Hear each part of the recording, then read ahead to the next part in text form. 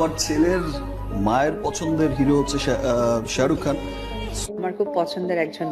ওহো হো, এবার যেন আবারও নতুন আরেক ধামাকা শুরু হয়ে গেল। বন্ধুরা, অবিশ্বাস্য কিন্তু সত্যি, কক্সবাজারের সমুদ্র সৈকতে একসাথে ধরা পড়লেন সাকিব খান আর অপু বিশ্বাস। সঙ্গে ছিল তাদের ছেলে জয়ও। এই দৃশ্য দেখে সোশ্যাল মিডিয়ায় ঝড় বয়ে গেছে। আসলে কি ঘটলো আজকের ভিডিওতে সবই জানাবো। সাকিব খান সম্প্রতি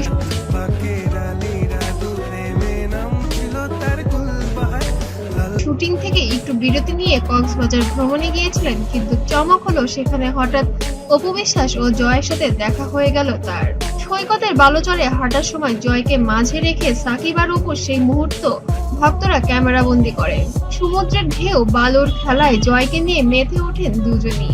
আমার কাছে স্পেশাল মানুষ আবরামের বাবা অর্থাৎ শাকিব। চারদিকে তখন ভক্তদের ভিড়, যারা বারবার বলছিলেন এটা কি তবে পুরোনো দিনের পারিবারিক ফেরানো। সোশ্যাল মিডিয়ায় মুহূর্তেই ভাইরাল হয়ে যায় ছবিগুলো। কেউ লিখে একটা ছবি ছিল আমার, যে ছবিতে হচ্ছে আমি মারা যাই, মন যেখানে হৃদয় সেখানে, সেখানে হচ্ছে আমার ক্যান্সার হয়, আমি মারা যাই। বিষয়টাই হচ্ছে এই দৃশ্য দেখে চোখে পানি চলে এলো। কেউ আবার বলছেন এমন দৃশ্য হয়তো আর কখনো দেখা যাবে না। ফেসবুক, ইউটিউব, টিকটক সব জায়গায় সাকিব অপুর জয়ের নাম ট্রেন্ড করেছে।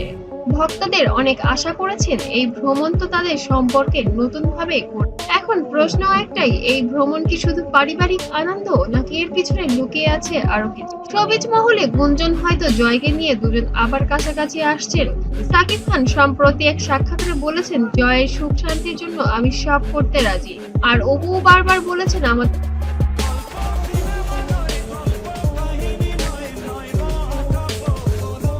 ছেলের জন্য যদি একসাথে দাঁড়াতে হয় আমি কখনোই না বলবো না।